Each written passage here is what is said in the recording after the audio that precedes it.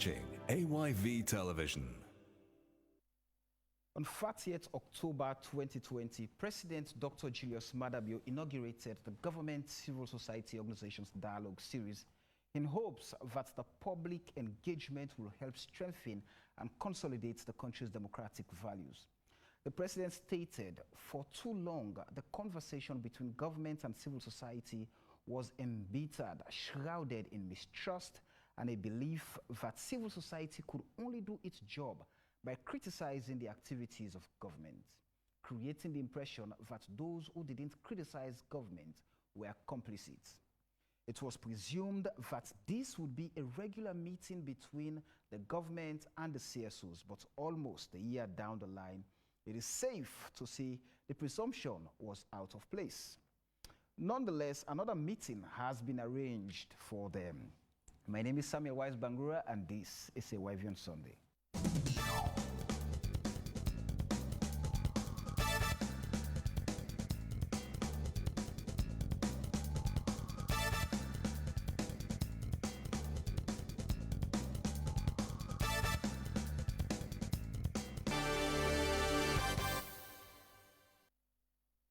Welcome to AYV on Sunday on Channel 43, on TV, on FM 101.7. Today we're talking about the CSO Government Dialogue Forum. If it is indeed a path to consolidating democratic gains. This evening I have with me in the studio Ibrahim Tomi, lawyer. He's the Executive Director, Center for Accountability and the Rule of Law. Ibrahim, good evening and welcome. Good evening. Thank you very much. I'm pleased to be here. Right, I have John Cocker, the Executive Director for Fambul Talk International. John, good evening and welcome. Thank you. Right, we have Khalilu Tutange, the Chairman, National Council for Civic Education and Development. Good evening, Mr. Chairman. Thank you for having me. Right, we're with the Political Science Lecturer at the University of Sierra Leone, Leda Thompson, to join the conversation. But to you watching or listening, remember you can always contribute to the program by commenting on our Africa Young Voices Media Empire Facebook page.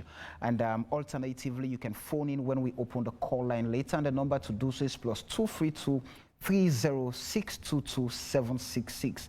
+232 30622 766. I'm going to start off the conversation with perhaps the myth that the civil society space has been colored either with red or green. And for many Sierra Leoneans, when a particular government is in power, I mean, the critical voices, when they are perceived not to come out, it means they've already taken sides. And that is critical. But again, to some extent, it is fact that you have some CSOs formed along political lines, and they've been very vocal whether the side they were formed to propagate, I mean, their policies are in power or in opposition. That can be very, very much be seen. So let me ask you, Tommy, because I'm asking you first because I even saw a post. I mean, with regard, let's talk about CSO, and you've been in this one. So give us that baseline. Where are we when it comes to CSOs, politics, and drawing the line between serving the public or serving the politicians? Thank you very much. I think we have to start by sort of distinguishing between perception and reality. In some cases, perception may very well be reality. Right. But this perception, and I'm one person who is really pushing back on this aggressively because it seems to be an attempt at discrediting all of civil society. Right. And this notion that you have to talk every day to be a good activist is total a misconception of what civil society should be about. Mm-hmm. Perhaps we should start from the point of what is the role of civil society in governance. Right. How does civil society go about achieving its goals? Mm-hmm. In my position, I see myself as a change maker. Mm. What I like to see is to see change happen. Now there are various tactics or strategies of making that happen. If I, for example, engage, and I'm sure in the course of this conversation we're going to be talking about engagement and participation, dialogue and all of that. one of the things that I often say to myself, and by the way, most CSOs, I mean, especially the rights-based CSOs, human rights defenders, who are advocacy-based organizations, we do advocacy with a view to seeing change. Now, you don't start a change process by shouting on rooftop. You engage. Now, you only, in my word, I only go public if A, I don't see progress on what is happening, or there's a blatant violation of rights, or blatant violation of laws, clearly. And one thing people have to understand is, and this was what I expressed in my piece last week, we work on specific issues. I don't go talk about a cup of rice is now 10,000 units or 2,000. That's not what I do traditionally. There are things I work on and I focus on those. So if you don't hear me on, the country tranga, that's not what I do. It's not, I can express those views as an individual, as a Sierra Leonean, but not in the context of the work I do. So there's this perception that some CSOs speak loud or don't speak at all because they are political parties in power. And there are others who speak now louder because they are political party or they are preferred political parties in opposition. And as I challenge citizens in that piece, on the issues that, for example, Carl works on, give me an example of a major human rights issue, whether it's about police abuse, corruption issue that has clearly come out in the autogenous report, for which, for example, the media has sought my view of views and have restrained from commenting. I mean, we can go way back to the instance in Parliament, to the decision of the judiciary, to just about every major issue. Just a few weeks ago, I was here talking about the, in my opinion, unlawful appointment of members of the National Commission. Everything that focuses major issues. But you know what? Most of those who push that narrative are not people who are genuinely interested in the work of civil society. They come from a certain really narrow-minded focus. They want to weaponize civil society. And I, in particular, refuse to be weaponized by anyone. I cannot be used as a tool. I focus on the major institutional objectives of CAL, and where I see rule of law, human rights, accountability I speak up against it. Don't expect me to talk like a politician. We are politicians as civil society actors because, I mean, and when I say politicians, this time is conceived, it's politicians with a small, with a small p. Small p in the sense that we influence. What is politics? It's an act of influencing. So what we really do is politicking with a small p because we always try to influence government decisions. We don't make laws. We influence lawmaking. We don't implement laws, we influence the implementation of laws. And where there are challenges, we raise those. But the idea that you have to be on AYV or some radio station every day shouting, that makes you a better disciplined or independent civil society activist. It's really some misconception that has to be cleared up. And by the way, apart from government, civil society actors provide the most content to the media in this country. Yes, if you're not talking to government officials, the next sector of the public, every day in this world, CSOs are talking. So this notion that CSOs have gone quiet, you have to go to Bo Kenema, right, McKinney, and hear civil society actors speaking every day. But you know, when people say that, I'm sure they are targeting a few people, and obviously for the wrong reasons. So in my opinion, people may have their biases, and let me be clear, I have always argued that we all as human beings have our biases, we have our prejudices, but at the end of the day, it's your professionalism that should stand out. So for example— What would you say, Ibrahim, what would you say, I mean, this perception people hold about the civil society fraternity, what would you say to those sets of civil society activists who are clearly seen, I mean, as tools or surrogates of certain political groups? What would you say? I mean, are those not the things that are forming that opinion in the minds or hearts of ordinary Sierra Leoneans? So here's what I think Sierra Leoneans are smart enough, I hope, to actually know someone who is working in the genuine interest of the public, somebody who cares about rule of law, who cares about development, who cares about human rights protection, and somebody who is just promoting a certain partisan interest. I expect Sierra Leoneans to make that decision. Now, once Sierra Leoneans settle on that, but unfortunately, sometimes we can be naive as citizens, we can be ignorant sometimes. And I have often said this about myself. I speak for myself for the most part. I don't speak for all of civil society. I pride myself on the fact that I have never ever said anything on air publicly and my credibility impeached on the account of what I've said. Because I focus on facts, I focus on the issues. Sometimes I can be passionate, and we all have to bring passion to bear on the work we do. Right. But that's what I think every activist, every civil society institution should focus on. Make sure that you focus on the facts, you are genuine about what you're doing. And you're right. Sometimes our emotions give us away. Right. Sometimes we come across as being supporters of a certain political party, but that should not happen. And I expect members of the public to be able to sift through what we say to determine whether we're actually honest or truthful in what we do. Let me ask John this question. When the first, dialogue series, the engagement, when it was first held, the question many people asked was that a form of corruption? Were you being co-opted into the system to at least narrow the space for civil society to thrive? Were you just saying, okay, come, let's be bedfellows? You guys can better understand with us when you're with us inside. And when you go out, you're able to sell what we're going to put on the table. Absolutely, that's not correct. Right. Because as you rightly read in your intro, it was an invitation to engage, an invitation to be critical partners. And what that means was we were invited to say, okay, you have something to offer. Let's work together.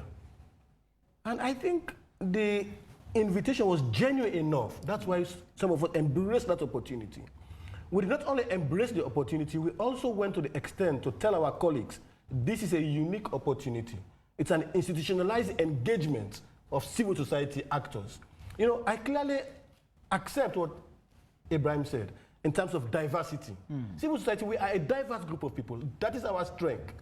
Make no mistake, whether you are red, you are green, you are contributing to national discussion. And by highlighting the negative things, whether for or against, it's part of the discussion.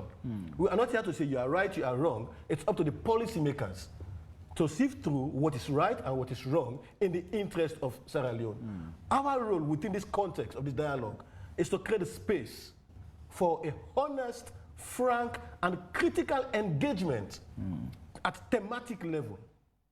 The last time we looked at COVID, the national response, we engaged. The Minister of Foreign Affairs came. He read through all what they've done, all their expenditures, with all the details.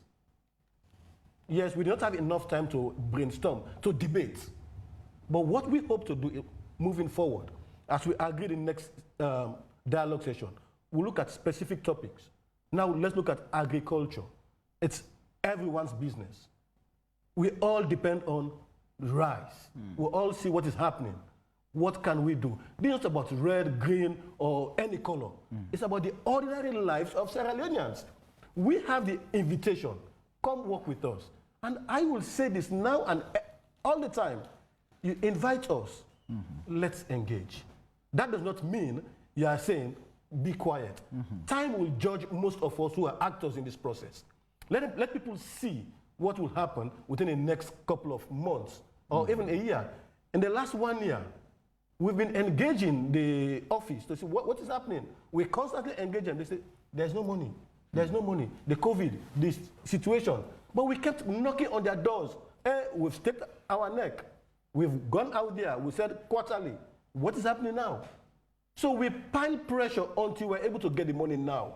And even when we got the money, it's too late. We said, okay, yes, let's still push for at least one major dialogue before the end of the year. We might even be talking about 2 or 3. Now, the difference in this approach is the government did not say, we are going to set up this process, this is how to go about it. No. They said, let's engage. It's up to us to say, this is how we want to go. And the government said, no, we don't want it. Let's discuss. It's more of discussion. And I think we have the unique opportunity to shape the discussion as CSO actors. And what we need to look at this point in time is not about our colors, it's about agreeing on thematic issues for discussion and make sure we identify the appropriate CSO colleagues. And not necessarily those who are the experts. you also need a little bit of the bystanders to bring in their own views. That's what we want to do. So let's go back to 2020 when you had the very first engagement. And we had several conversations here, for example, on AYV, that I mean, every 3 months you're going to come out with something, with some strong conversation around a particular issue. That never happened. Questions were asked, answers were not given. So the fear many had was being translated perhaps into reality, especially when things were not happening, answers were not given. So how then would you want to build on that confidence and trust of the public to again look at those of you who are fronting this particular drive to ensure that what they want, their views, their interests are going to be looked after? We all have the right to our opinion, and I think no one will question their opinion. However, it's not correct. As I said earlier, the government gave us what I would say it's a valid excuse. And what we've done so far as a committee is to identify other donors. Right. Because part of the challenge is the government is funding this process. And we would like to have a more robust engagement without depending on government funding. So we've gone to other donors in partnership with the government. And we want to see if we're able to access independent resources, maybe managed by a secretariat or whatever. It's not to say another institution again, no. A specific role that is create a space for honest, frank, critical dialogue. We hope once we get to that point, we may be looking at even monthly dialogue. Because the issues are so many that, quarterly, we have too many issues to discuss, to engage on. And I believe the government may also say they are doing quite a lot. So let's meet regularly. Let's inform our constituencies. And let's see. Before bringing in the Civic Council chairman, I'm curious, just out of curiosity, both of you can have a bite on this, John and Tommy. The issue of, we know of the cliche and the common adage, he who pays the piper calls the tune. And for example, I mean, 1 year down the line, you've not done anything because government is financially challenged. And so, come on, wait a minute. There are things happening, but we can actually look at it this way. We are financially challenged. Let those guys wait. And that definitely puts you guys on hold with the entire engagement. So what is going to happen? I know you've mentioned that you're going to outsource funds and things like that. But what is the level of trust do you have in the government to pull this through? It's a difficult question because, I cannot speak for the government. Right. But in my engagement, I see frank, genuine discussion. And, we are all Sierra Leoneans. We know what is happening in the global context. Right. And sometimes I even think, what is wrong with people? Even the government. Because we should be discussing about how do we respond to it's a global emergency. The UK, they're having challenges with price. They're having challenges with fuel. The US, they're having increase in prices. They are complaining. We have always been complaining, so now things are getting worse. But it is not a matter of this government or that government. It's a matter of Sierra Leone. What can we do? This is a global emergency. And what are the ideas we have to offer to the government to address some of these issues? What alternatives do we have? Now, to come back to this question, the government said they don't have money. And I accept. But when we push, they squeezed. And I think that's where you come in to say, okay, but they were able to squeeze to let this happen. It's a commitment. Right. And let's look at the positive things. What we should be looking at as CSOs is where can we access our independent funds? So that this engagement, we are able to manage the discussion better. Who do we turn to? That's the discussion we should be having as CSOs and as donor, even the government. Right. I just want to piggyback on John's point about funding, independent source or sources of funding to CSOs. I think that is critical because in an engagement like this, ideally, I would just say let CSOs contribute, and perhaps some sort of co-funding. Government contributes 50%, CSOs contribute 50%. But I tell you, the vast majority of local civil society organizations are weak in terms of their funding levels. It's a major issue for CSOs, and unfortunately, a lot of people just focus on, CSOs are not talking. They don't even know how many CSOs are under the water. I don't even know how many people have ever donated a dime to the work of CSOs. Like, CSOs have to fundraise. You fundraise, the donors tell you you have to engage with government to achieve a common goal. That engagement, so let's talk about this engagement for a moment. I like to be in a forum where, for example, the Chief Justice or the Minister of Finances there, and I'm throwing questions at them in terms of how much funding they are providing to the judiciary, to the FSU, the things that we work on traditionally. Right. I like to hold these actors. It's an accountability forum, and you have to grab it because government actors are presenting themselves to you. Say, come, ask us the tough questions. If anybody frowns on that, then I think you have a really warped idea about what CSOs are about. Because there are forms of engagement, there are forms of, the basis of engagement, civil society, government engagement are many. Right. One of them is dialogue, information sharing, partnership. You understand? This dialogue could be broad or collaborative. This is a broad dialogue forum whereby CSOs come, government actors come, you sit down and ask tough questions. Now, I think that moving forward, we have to find ways as CSOs to make sure that as long as government actors are willing to bring themselves forward, let's find a way of getting funding, not only from government, but from other actors to make sure that we host these events as often as possible, because it's a glorious opportunity for us as citizens representatives. By the way, what we do as CSOs is complementary to our representative democracy. If you go way back, it was direct. Now we say representative. But how many MPs do we have versus number of citizens we have, and how many MPs will ever reach to the, reach across to their constituencies in the manner that we do? Right. In terms of the frequency that we do. So we are just complementing representative democracy. And so if that forum is created, we should grab it. Members of the public should support us by even saying, listen, ahead of your dialogue from government, and you are going to be talking about, say, food security or something, these are the issues I'd like you to explore. Contact your CSO leaders in the areas or regions that you work. That's the kind of relationship. But unfortunately, let me say this.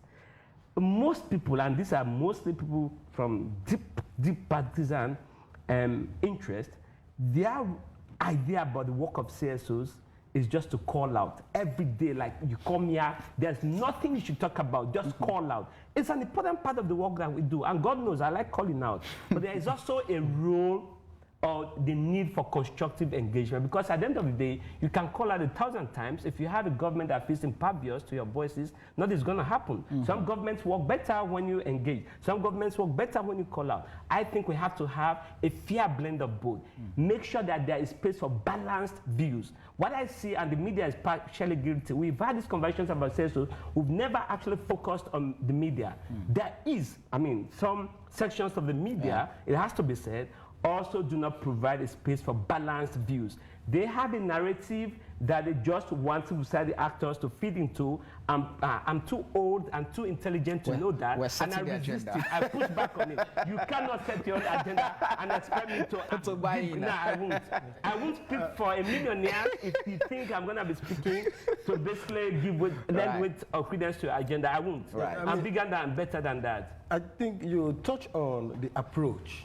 That is how this forum provides the opportunity for even CSOs to engage the public, or vice versa. That is why part of the approach the dialogue is taking is to have a pre-dialogue where you have about 70 to 100 CSOs across the country.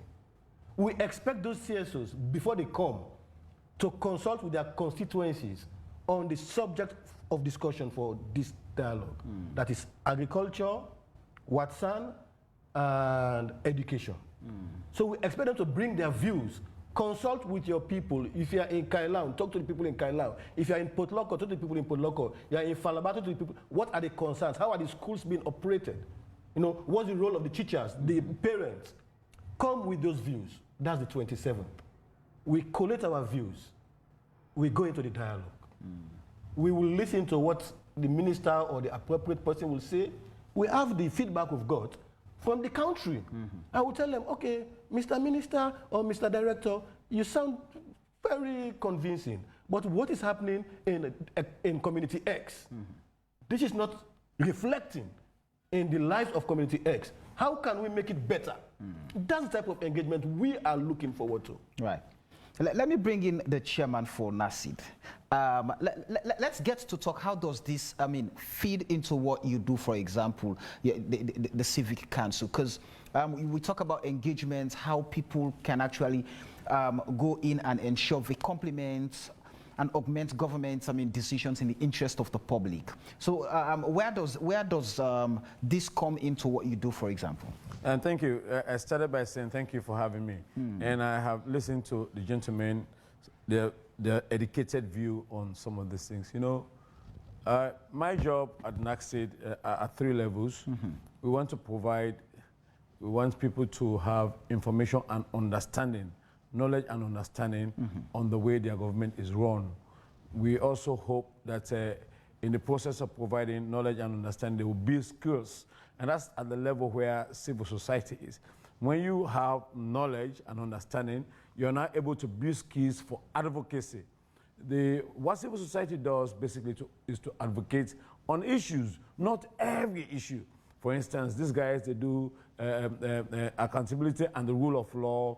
John is in the issues of peace and national cohesion, and others do WASH and other things. And it's my hope when people get the skills, there will be a point of confluence where we call a point of tolerance and understanding of the way the government is run, and how we can all collaborate to run our government for the good of our people. And that's why I think the people who are pushing this issue of the dialogue, civil society government dialogue, are on the right track. For instance, my institution is the point of contact for Open Government Partnership for Sierra Leone. And what we do at the Open Government Partnership, we are a worldwide 87 countries of local reformers who decide to engage their governments so that reforms can happen for the good of their nation. Now, since I've been here, we have done the National Action Plan. Every 2 years, we do the National Action Plan, where we engage civil society. I have a steering committee of 15 people, 7 from government, 7 from civil society, and I sit there as the arbiter. We have CGG, who works on issues of gender. We have TI, Transparency International, who are talking about beneficiary ownership. We have people like BAN. We have NAMATI, who are working along the issues of access to justice, and all of us. These are civil society groups. What I do is to bring the government institutions responsible for those things.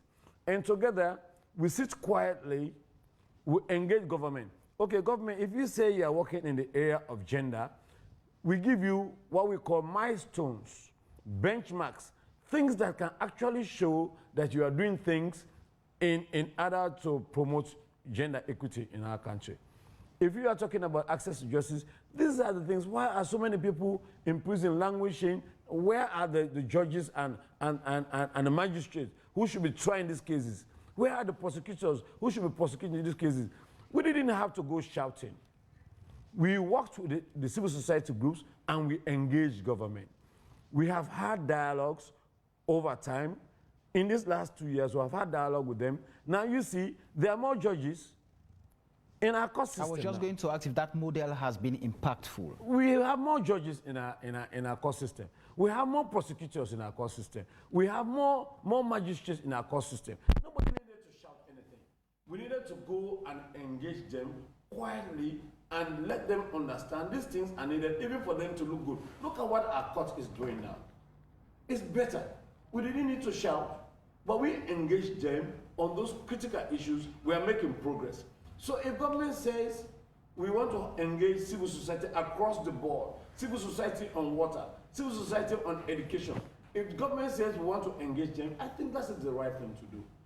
Let the civil society, like John said, let them bring all of the issues. Let government engage with them. Now, I'm a government institution. Government pays me. But as a Sierra Leonean, I have my mandate. My mandate is to serve the people of this country. It doesn't matter who pays me. After all, at the end of the day, Mr. Khalid Tutango is going to be responsible for his stewardship to his country.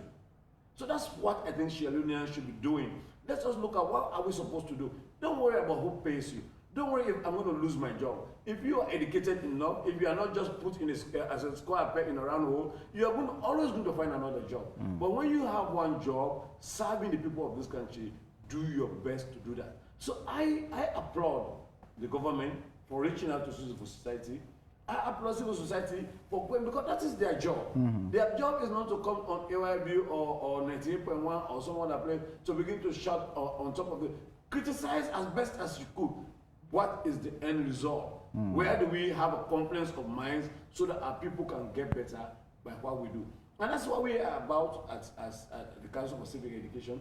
I engage young people all across this country. I have my partners all over the place. We talk about education, we talk about this. And when we go into that room, the steering committee that I have for OGP is 14 people, 7 from government, 7 from civil society, and I sit as an arbiter. I entertain views from here, I entertain views from here. All I care about, where is the middle ground? Where do you get those issues from? The issues you're discussing, for example, how did you go? I mean, how would you go on a normal day? How do you go about getting those issues in your engagement and then approach the different institutions for the reforms to take place? For instance, we are doing now the National Action Plan 4. We have done engagement with MDAs. We have done engagement with civil society and the media. We are doing public engagement. Yeah? So what are the issues that you want government to reform? So, for instance, CGG is in charge of gender issues. So that they now bring those gender issues on the platform. We engage it in a steering committee. We take it to the public. We put it out there. We have views on those ones. Then they now come to me. These are the issues. How do we know that government is working in the interest of women and girls? These are some of the milestones that will show that government is working in the interest of women and girls. So we line them up. Then we engage the government partners. We want you to do things in the area of improving the loss of our women folks. How do we know that you are doing that? These are the milestones that we have set that you can look at. So they can now look at it, they take it to their superiors, then they come back, we engage, we agree on this. After that, we go back and showcase to the public, either through the media, through our consultation conferences. Then we now agree, okay, these milestones are relevant to actually show that government is working. For instance, nobody knew this. We have engaged Parliament for over time. Never in the history of this country, Parliament exposed their budget. We had a Parliament open day, and the Parliament now has a charter. So anybody who wants to know what Parliament does, just look on that billboard, and you know this is the work of Parliament. And now Parliament had an open day. They even had their budget, what they spend, what they got, what they spend. They made it open. Everybody knows what Parliament is doing. Did we go shouting at Parliament to do that? No, we didn't do that.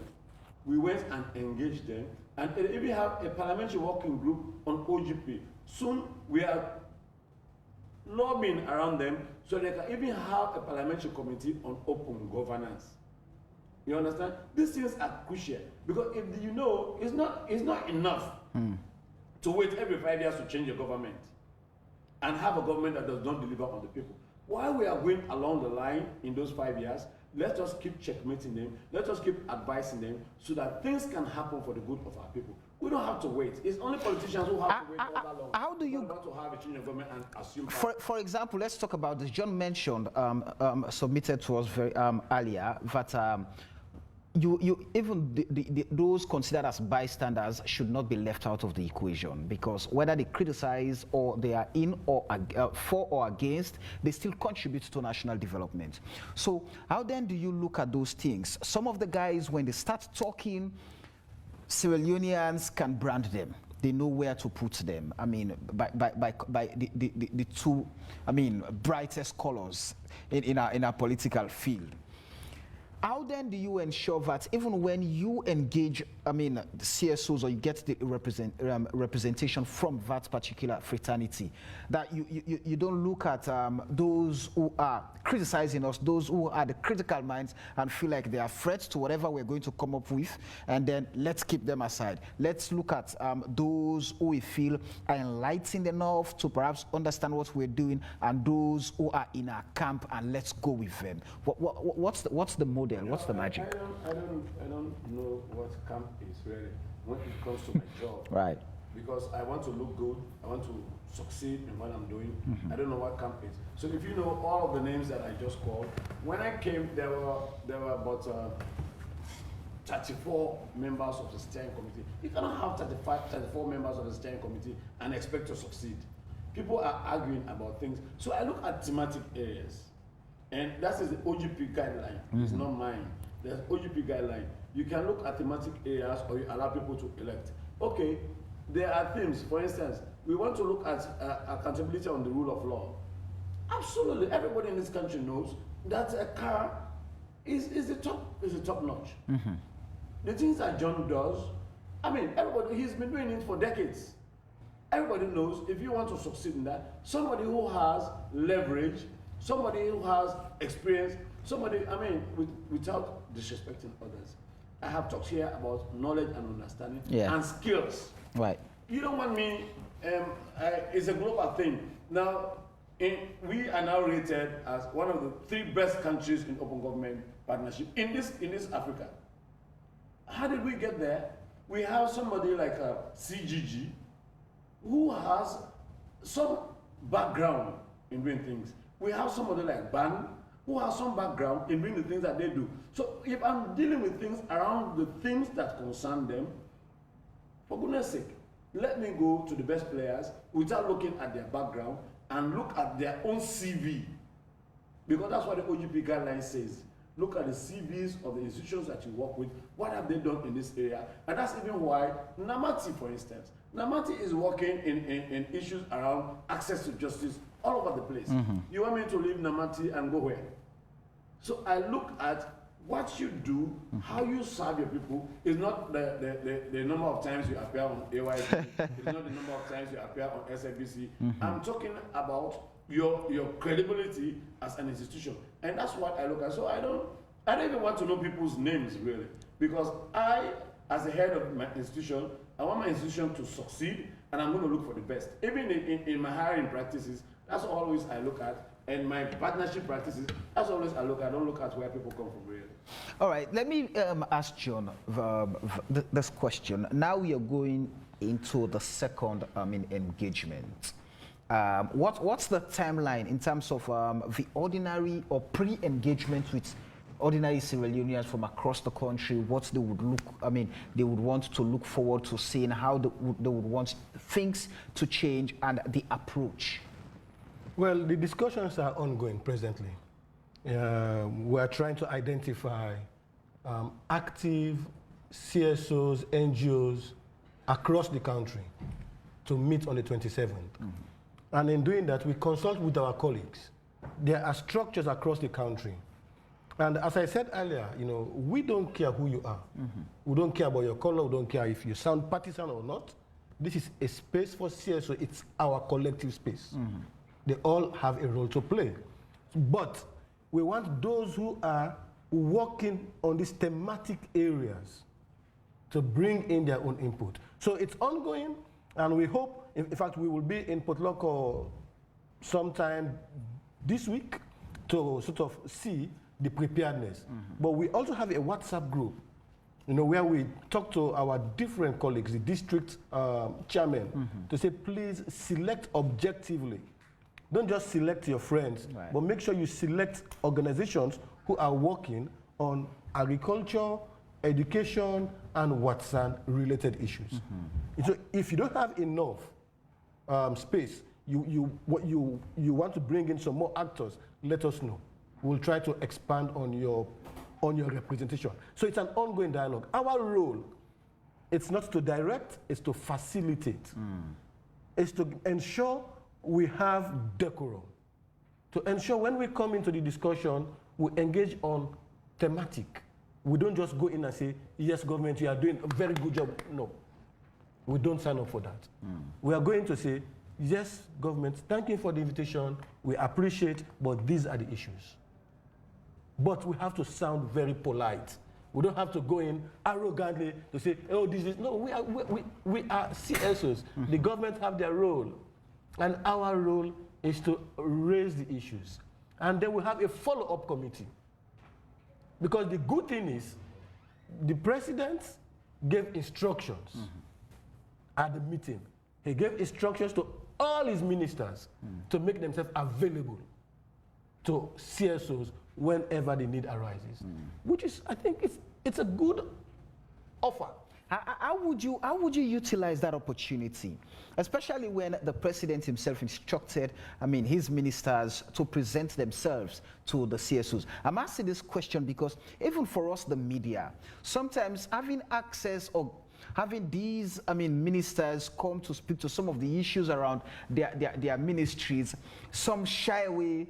Some call you personally to plead with you not to come on media, and I find that so irritating sometimes. So why would you utilize that opportunity? I would say, well, we have not utilized the space well as we should have. It's 1 year down the road, we did not utilize the space. Right. And I'm so happy now that after all the bashing in my first engagement, now CSOs are saying, what can we do? Let's contribute. We don't have to wait for government. The discussion is ongoing. But I will tell you, we will make use of that invitation. Let's engage this one in about 2 weeks' time or in about a week's time. But after that, we as CSOs are going to sit together, go through our hard conversation and see, is it really time for us to say, let's contribute? We need this space on a monthly basis. Is it time for us to reach out to the country at large, to Sierra Leoneans in diaspora, to set up a crowd fund, to say, look, this is a space that we've got. Let's engage. Because there are so many issues. Right. Now, talking about agriculture, education, and what's and others will say, that is not important. Let's talk about the election in Kondadugu. By-election. Right. The by-election. But again, we don't want to be so,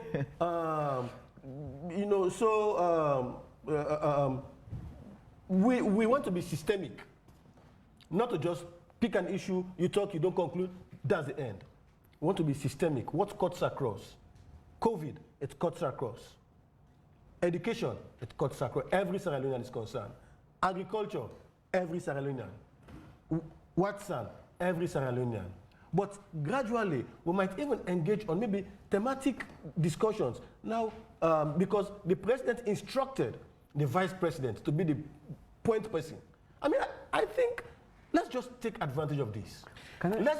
Let's reach out to them and say, look, maybe the next one, let's talk about elections. Because some of us are concerned.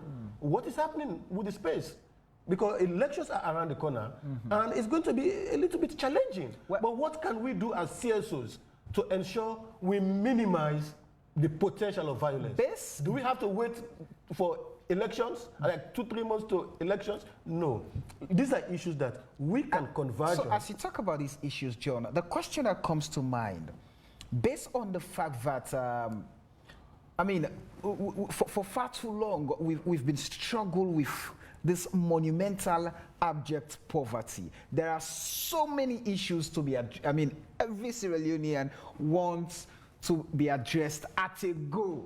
How then do you go about choosing the issues to be discussed at a time? Is it the government? Or No. It's you. It's at committee level. Right. We have a committee, that meets 3 CSOs and government officials. But with time, we'll expand on that space because there are other very good actors that can contribute. But let's just start. Right. Let's get things going. Others will come on board, and that is why we, as organizers, I think this discussion is not about color. It's about the people of Sierra Leone. What is important? The government, come tell us what you are doing. And then for us, let's react to the issues on the floor. Not to talk about other things at that forum. So you have to be specific. Yes, can I just add that it's not a binary, either this or that. We could participate in that dialogue, in that engagement, but also have other things going on. So, for example, in the last 8 weeks, I have met with the Inspector General of Police. In fact, in the last 6 months, I've met with the Inspector General of Police twice on our advocacy for increased, a separate or standalone budget for the FSU and increased funding to the FSU. I've met with the Financial Secretary, I've met with the Director of Budget. Just and last week, I was in the office I was with the Chief Justice talking to him about some of our concerns from the costs that we're monitoring. This week, I'll be meeting with the DPP. So, in everything that we do, engagement is critical. So we will have this broad engagement ongoing, but we'll also have our separate engagements. But that is not to say, however, and this is the point I'd like to underscore, that is not to say that if you have to call out a government agency or institution for really failing on its mandate, you should not or cannot. I have never felt, and this is what I wrote in my piece, I have never felt inhibited in the work I do. If I don't talk, it's because I don't feel the need to talk, or my opinion has not been sought on something, or it's not something that directly relates of, concerns what I do. I mean, that's speaking for myself. And this fear that by engaging with the government, CSOs are going to be co-opted. We have a policy at CAL. We don't receive grants from government. My brother, Mr. Tuzage, knows, for the few times that we meet, even at a social gathering, I pay for my drink. I mean, it's a policy of mine. Listen, I don't know. Right. I only speak for myself. And I say this because there are so many ways government can co-opt, or government actors can co-opt persons. Right. If you're a journalist or an activist and you're taking handouts, you're expanding these brown envelopes and all of that, it's one sure route. And that's why I minimize even my interaction with people in government. I always tell people, I only interact with people I've known, the current actors in government. I only interact with those I've known or I knew before they came into office. Yes, that's my policy. They are my friends, they are my brothers. Nothing's going to change that. Right. But that's me. And so if you think Ibrahim Tom is going to be talking like a politician, no. I thought because we have an institutional mandate and a focus that we push through. We engage constructively, and that's why when I speak, I am very careful so that my credibility is not impeached. I hate somebody coming up to say, you lied about this. You are not truthful. I care so much about my image and my reputation. Every time I speak, I'm guarded, I have my facts right, and that is what I think so I tell people of Sierra Leone this. If you have concerns about whether this person is green or red or brown or yellow, I'd rather say, focus on what they are saying, right? Try to find out whether the person is being factual, is being truthful, whether there is merit or substance in what the person is saying. That is what is critical, because at the end of the day, you're not going to change it. As I've said, we all have our biases, our prejudices, our preferences for people, perhaps not even for parties, but for individuals in those parties. You have friends, your classmates, your club mates who belong to these political parties. You are, persuaded by their political orientation, one way or the other. But you focus on what you do and make sure that your conscience serves as your guide every day. When I am working for CAL, I just focus on my institutional mandate. Our friendship or relationship may stand aside. I focus on what the institution does. So there is never a time when I think about that. Let me say this quickly before I end. Let's look at the judiciary, for example. By 2012, 2011, 2012, they were receiving like 3 billion annually as institutional support to the judiciary. This was way back. I mean, I took over CAL in 2011. Most people forget. They think I have been at CAL forever. And throughout that period, I was studying. In fact, there was a whole year that they didn't give a single media interview in this country. This was when I was in law school. None of those are now asking or even cared about what I was doing. A whole year, I didn't give a single interview. Now, and for all of that time, I was studying, right? But I know how this society works. This is what it is, and it comes to the territory. We have been campaigning to make sure that the budget of the judiciary is increased. So from 2012, they're about from 3 billion units, now we're talking about 9 billion units. This year, the Ministry of Finance gave the judiciary a budget ceiling of 14 billion. The CJ wants 40 billion. We are going to be pushing. I'm hoping that, unfortunately, the next forum is not going to focus. It's not going to be focusing on access to justice. But I'm hoping that through these engagements, we can actually get the Ministry of Finance to sort of ask itself the question: why is the Ministry of Finance giving, for example, an office in the office of the Vice President more money than the judiciary, which is responsible for the justice needs of 7 million citizens?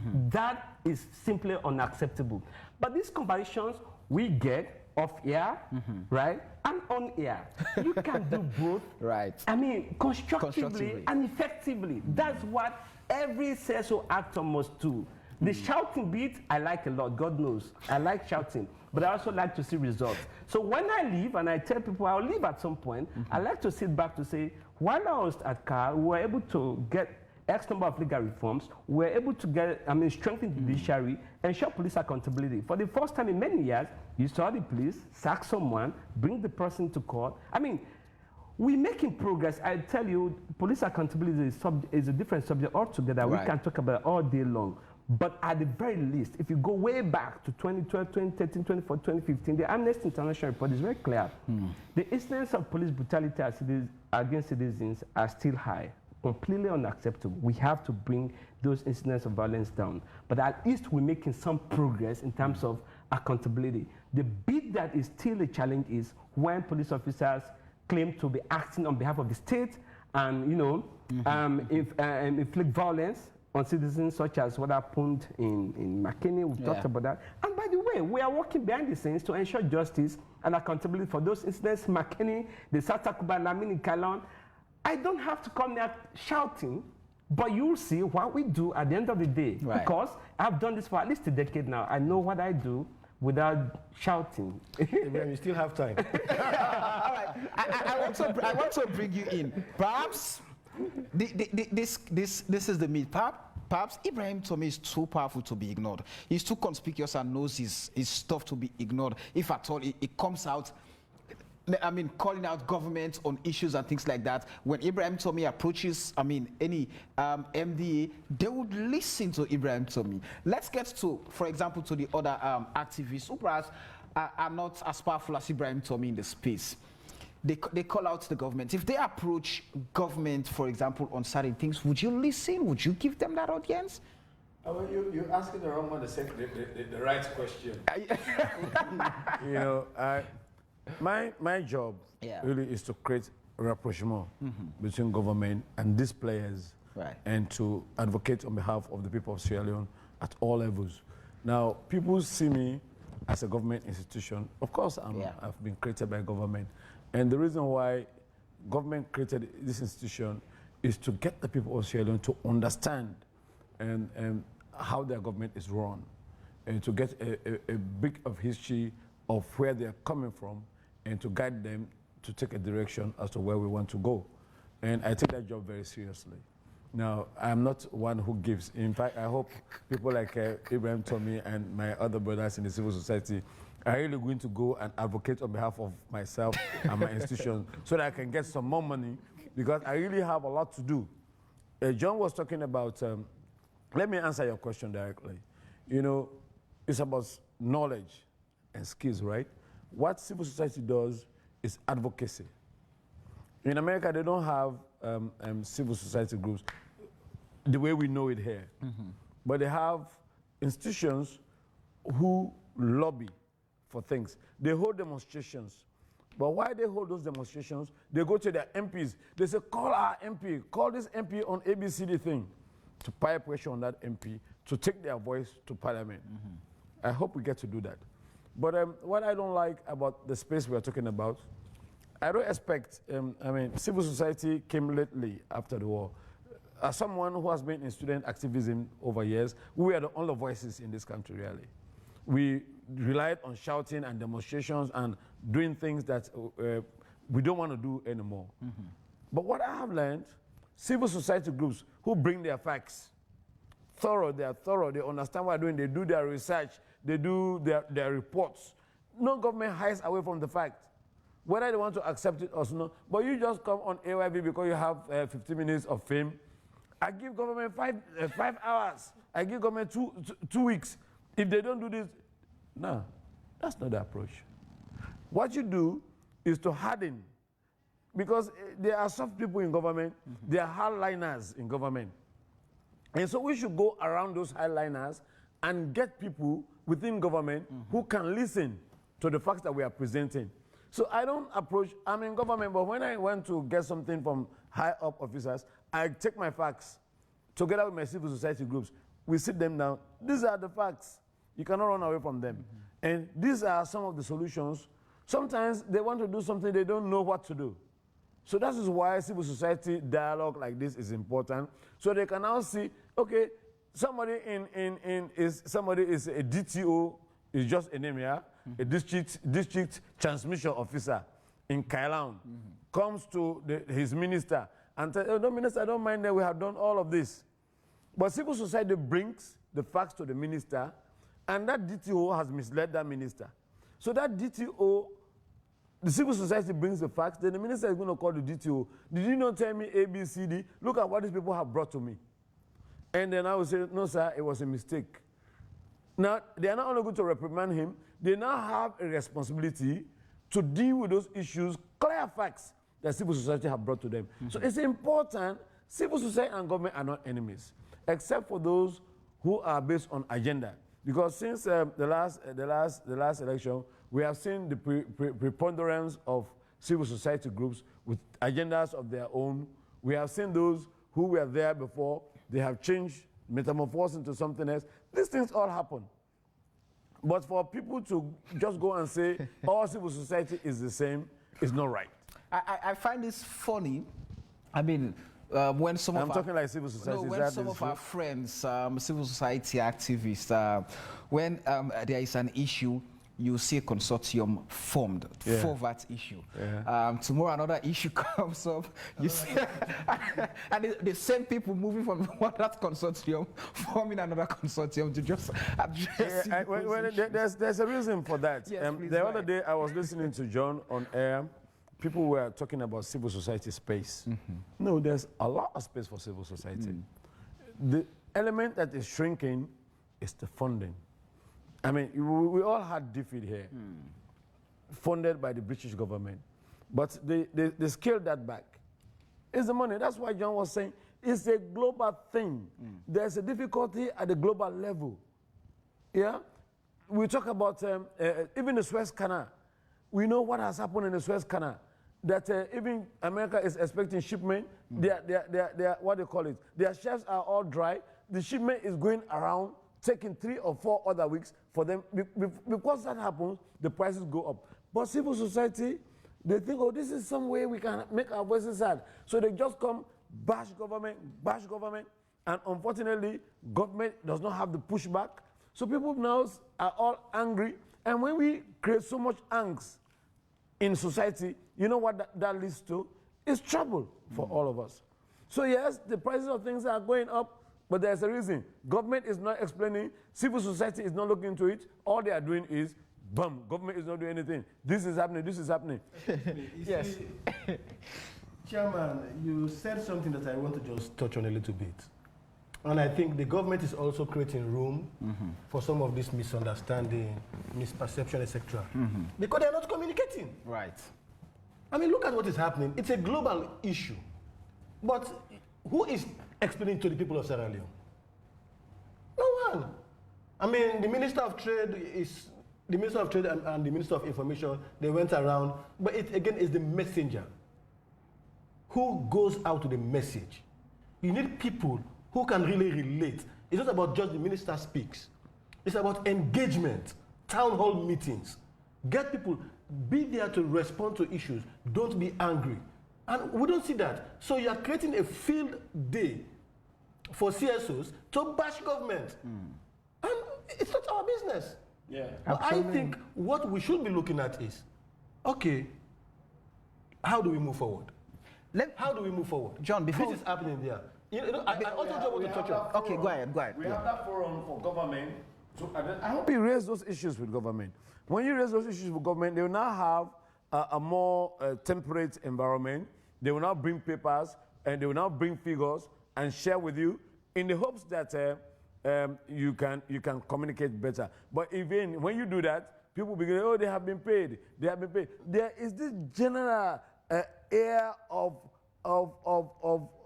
mistrust amongst us as Sierra to an extent that people even hope that things happen badly to their country. Is it not the actions that breed paranoia? Is it not the actions? So this is just like Ibrahim said, he will not accept beer from chairman. Yeah. Nah, he's my younger brother. Yeah, he should I do that. Accept beer, but that does not mean I'm compromised. No. Right. He's doing it. The way we hope to manage this process, this particular dialogue, it's going to be an opportunity for CSOs to demonstrate what we are talking about. Even, okay, again, like Fambu talk, we are very concerned that we should not accept money from the government. But we are partners. We engage with the government. We do things together. You know, but at the end of the day, what we are saying is there is a role for everyone. It's how you go about the process. Like the dialogue now, we will sign an MOU because this is going to be managed by Fambu Talk. But the MOU will transfer the same MOU to the group that is handling the implementation in Port Loko, 100%. You manage this process. You say, do you trust them that much? You are staking your neck. This is the problem we always have. But we are going to start to do that because we believe we are all colleagues. So for many Sierra Leoneans, this is a new phenomenon where CSOs engage government, in a room and you influence change. What many Sierra Leoneans look forward to seeing is, come on AYV, blast, let them know that you're talking. And when that is not happening, then it's for them, it kills trust. Increase the rating they start of AYV. associating you or start branding you. But I want to ask a question that I want to predicate on this. For example, like the media, we're all seeing how politics and the and money, the corporate world. They're crippling. So fast into the media, trying to take hold of the media. You look with what I cited earlier about the CSO space. You have, for example, this set of people are advocating for education. And when there's a fight between, two petroleum companies, you then see a consortium on petroleum. The same people. When there's a fight between two cement companies, you see a consortium on cement. So how do you expect Sierra Leoneans to trust these very people now who are going to engage government? Where does the trust come from? We will handle that. Let me tell you something. Some of us have been in this field for over 20 years. We've seen the effect of shouting. It leads you to nowhere. Fambu Talk is where we are presently because we change our approach. Instead of we shouting, we create a space for people's voice to be heard. We invite policymakers to communities. We bring people to policymakers. To us, it's an effective engagement. And I think the way forward is really critical. And, as CSOs, we need to sit together. I just wish, my father left some money for me. Unfortunately, he did not. But we need to have a national congress or sort of an annual gathering of CSOs. Let's reflect. Where do we want to go as CSOs? Where are we presently? Let's look at thematic areas. Carl is very strong, and of course, he's very focused on accountability and rule of law. Let others learn. What is what's the impact if you choose a thematic area and stay there? What is the benefit? Create a niche. You create your niche. That's your niche. Fambu Talk, there are sometimes funding challenges. but there are other windows. Okay, there's money there for XYZ. But if you know it's not your niche, don't even apply for it. If it comes to the worst, tell your staff, look, we don't have money. Let's put on hold. Until you're able to work on building your niche. And again, this is something we need to work with our colleagues. I see everyone in CSOs as my colleague, good or bad. But it's up to how we manage them in a way that we transform them. Transformative leadership. So they are able to see reason, okay, instead of being in many consortiums, let me work with the trade union.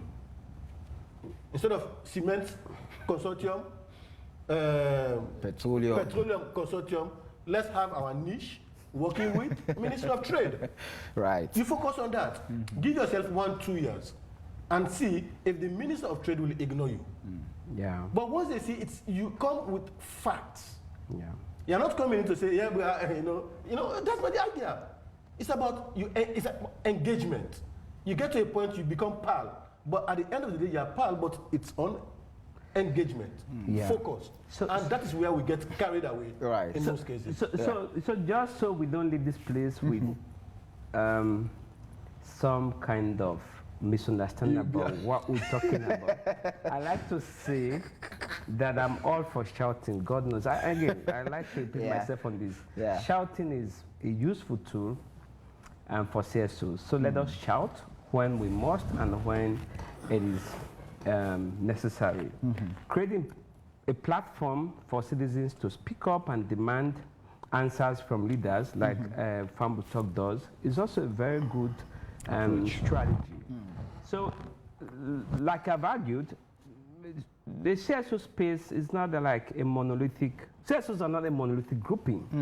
We're diverse, and therefore we use diverse tools. But what is really important, like John said, is perhaps because the space is so unregulated, you know, in the media you have a media code of practice, you don't have a CSO code of practice.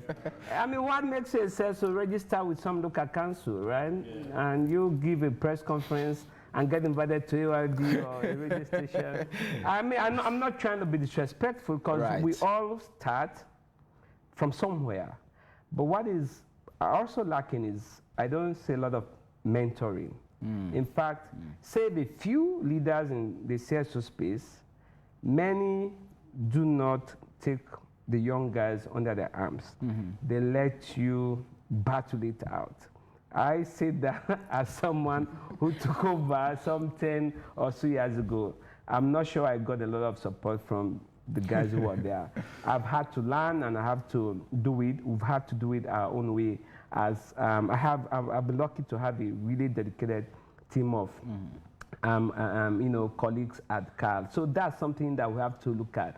So because the space is diverse and we celebrate that, but it's also very much unregulated. So the way CSOs work, how they coalesce around certain issues, and they break up and, you know, set up other coalitions, it's quite interesting. But why do they do that? It also goes back to the point you're making about perceptions, about lack of trust, about lack of public confidence in CSOs. Sometimes listening, and I say this at the risk of sounding arrogant, I'll pick on an issue, my voice, my institution's voice alone, and run with it, good or bad, succeed or fail.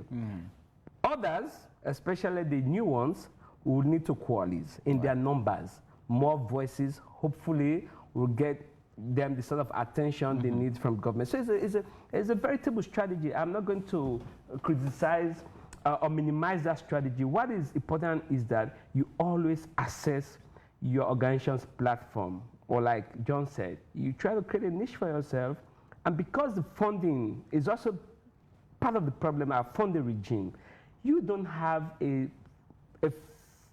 fund, like it says, so national fund that you get money from every year. I mean, you know, people like John are lucky in this world, right? All the money he needs comes from, you know, manners from heaven. You have CSOs that who don't have a national, who don't have an annual program. So you can't say, for example, in 2022, this is what I'm going to be working on.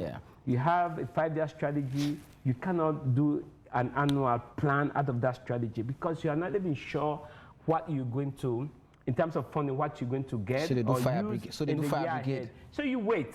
When the funding comes, you see, there's money here for cleaning, you run. There's money here for shouting, you run. It's a challenge, but I think I like the fact that we have people in the space. Let us encourage more people to come to the space, but make sure that there is sincerity of purpose, and to the extent possible. And I have to say that there are many young actors in the CSO space who walk up to me to say, hey, Mr. Tommy, I'd like you to advise me on this. And to the extent that I can or I know, I provide them useful pieces of advice, and I've seen some of them start some initiatives, and they are, growing those organizations. It takes time, but I think what is important is we've got to make sure that everyone who has an interest, who has a stake, give them a platform, let them participate. Right. And maybe a word to the government is that I argued, Samuel, let me end on this note, at least for now, in my piece that you referred to at the beginning of this conversation, that I feel that the space is as open, as free as it has ever been. Right. Perhaps the decriminalization of libel makes me feel that it's even better now, right?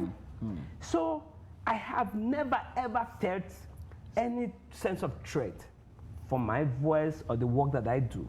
And my family will tell you I stay out very late. I work very late every day. The earliest I get home every weekday is 9 p.m. The earliest. And I drive myself after work. I have never in my 10 years of activism felt like my life or security or safety is compromised. That's how I feel currently. So nobody should hold back, or if somebody doesn't speak, it's only because he or she doesn't want to speak out of convenience, but it's not because the space has shrunk or there's a threat to your safety and liberty. I don't think so. All right. Let me, yes, you can come in. I'm never an arrogant man, but there is something here that I hope my civil society colleagues can understand. This is something that I work on, and these are the partners that I rely on to move things forward. It's knowledge, understanding, and skills. Now, if you want to advocate on something, please try as much as possible to understand what you're talking about. But sometimes I hear some of my colleagues, they really want to advocate on an issue, they don't know the length and breadth on what they are talking about. The moment, for instance, government people, they know that you don't have all of the facts at your disposal, and you begin to speak on something, whatever your motive is going to be misunderstood. So let us try as much as possible to understand what we are talking about. My job is to create that kind of understanding. We have started from the school level, we have an out of school civic education, so that people can really understand what they are talking about. Because you cannot say, oh, it is like that. I hear people say, oh, it's like that in Guinea. Meanwhile, the man has never been to Gambia. You understand? So if you want to really talk about, don't just make a broad brushing. Really own your facts and present your facts so that people can listen to you. The moment you don't do that, people in government can now begin to say, oh, you want to incite people. And their approach to you, and you say, oh, we give you 24 hours to do this. You don't know what are their own limitations in government. If you say a government office that has not received their, what is it called, what do they give to us? Subvention. They want them to do something that they don't have money for, and you don't know whether they have money, you have not never sat down to talk to them, you say give them 24 hours, they are not going to look at you with seriousness. So these are some of the issues that are there, and that's why I believe that a forum like this is very important, so that they can now come, whether people are working in healthcare, civil society is working in healthcare, let them interface. Bring them to a room with the Ministry of Health and the players in the Ministry of Health, whether it's international, let them all sit together and begin to dialogue around those issues. You know, dialogue is very important. You know, by the kind grace of God and UNDP, I have now been able, my institution, we are now doing dialogue at the minimal level, at the chiefdom level. I'm in Kolifaruwala, I'm in Yoni, I'm in Dama, I'm in Nongoa. I get to sit down with people who on a normal day, you just dismiss them. I want to hold you, forgive me, without, I do not mean to cut you short. No, you have done that. Let me join just quickly online from Denmark, Emmanuel Safa Abdullah, who has been very much vocal with this, and he is following the conversation, and he wants to have a say on it. And he's given the opportunity because he's one of those who, raising concerns around, an attempt to close the space for CSOs with regards to policy that was being introduced. So, Emmanuel, welcome to AYV on Sunday. Thank you very much, Samuel. Good evening, everyone. My colleagues, are a very interesting program. Right. Take us through, what does this present for Sierra Leone, this engagement with between government and CSOs in Sierra Leone?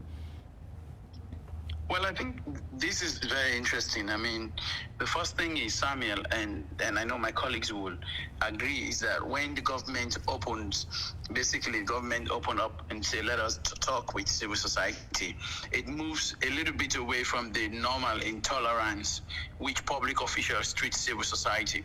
And I think this is the point that one of the panelists have made. Sometimes, you have public officials who think civil society is nothing. Right, and there is some kind of great deep-seated intolerance to what CSOs will say. But when the government say, look, let us have a conversation and let us see how we can all work together, that is almost like a quantum leap. I think it's something we should grab with our hands and feet to ensure that we're able to engage either on thematic issues or on general nation building issues. But really, what I want to talk on, irrespective of what we are saying, and the other day I read Tommy's post, which I disagree with partially. In as much as you can say you wake up in the morning, you shout, and nobody's going to arrest you. Is what you want to say. You hold a workshop on something that, even if the government is not happy. The first point of call really is the legal landscape for civil society. We cannot have a draconian NGO policy and we say this is a liberalized space, because what you have is a sleeping dragon that can be used anytime against civil society. You want to pass all of the boxes, or you want to tick all of the boxes. First is to ensure that you review the NGO policy, make it liberalized, ensure that freedom of association is allowed. As it is presently, that is lacking. You have several other laws, for example, in the Public Order Act, the right to procession, the right to demonstrate, which are an integral part of freedom of association, which civil society basically evolved from, which are very Muslim. So you want to demonstrate, you have to get the police clearance, you have to get police assistance. You go up country, you want to gather for more than 2 or 3 people, you need the paramount chief's permit for you to come out.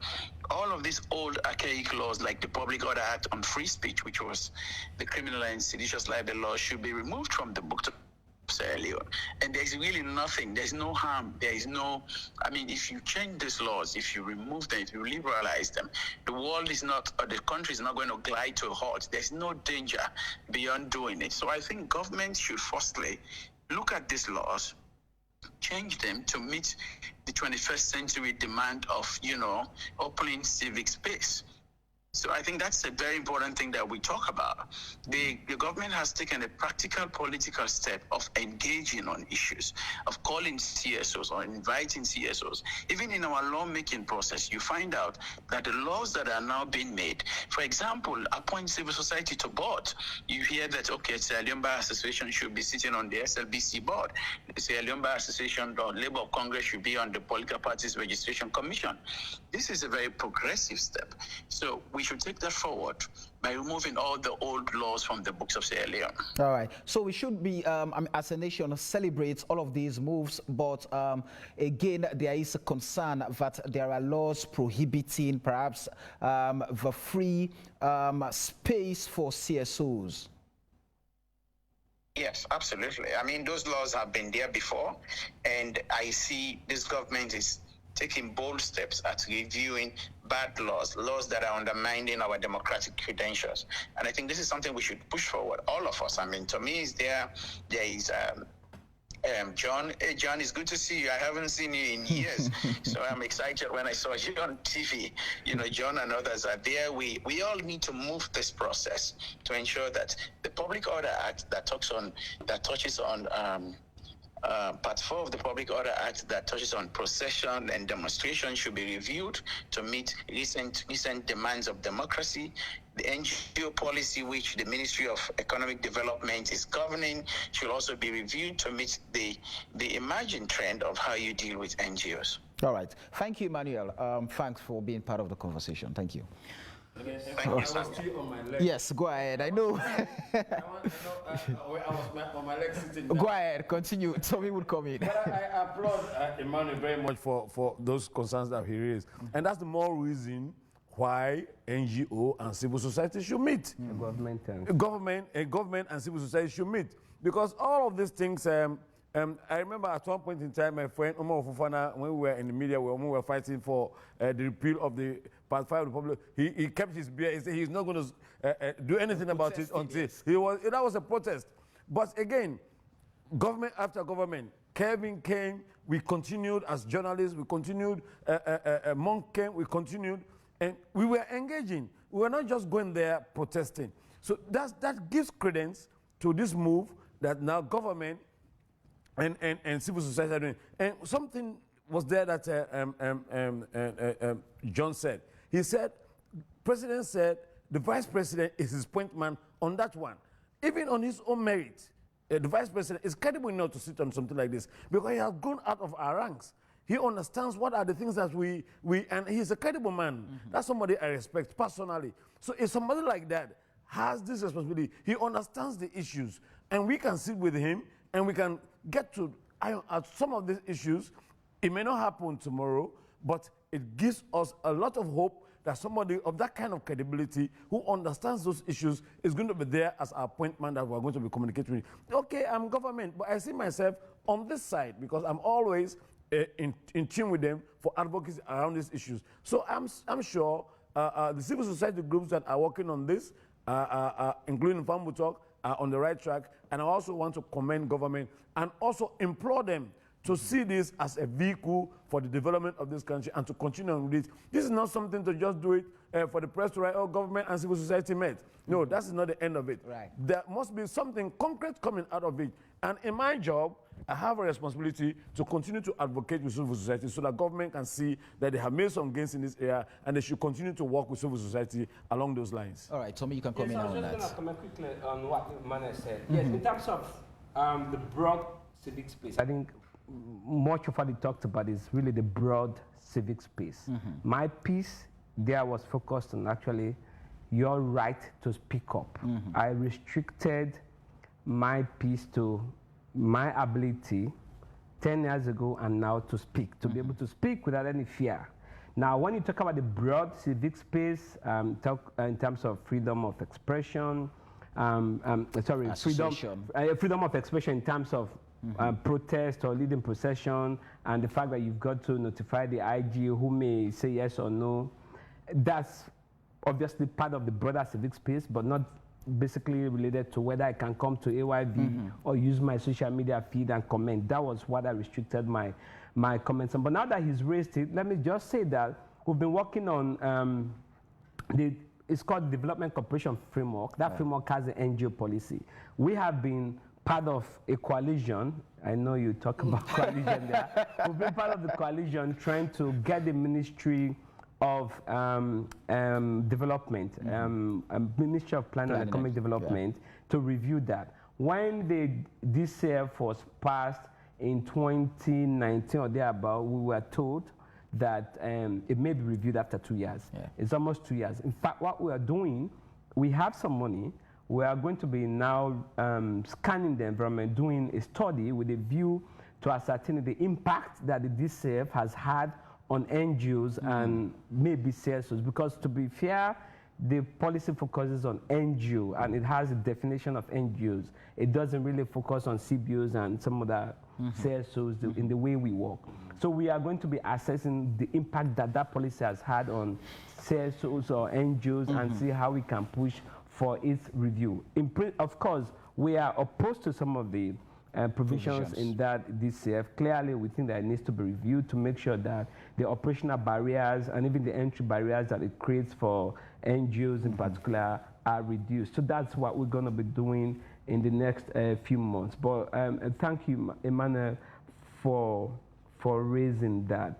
Now, quickly, and Samuel, what I think, I know we will have some time to talk about takeaways from this conversation, but the point has to be that there is always a need for government and civil society to have a forum. And I hope Mr. Coker and a few others are leading this effort.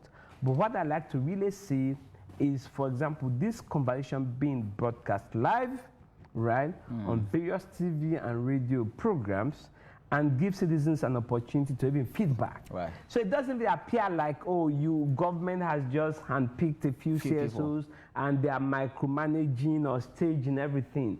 Let's make sure that it's as open as possible. And I think you have to give it to the government. Right. They have shown some appetite for dialogue. The president had a 3-year town hall meeting.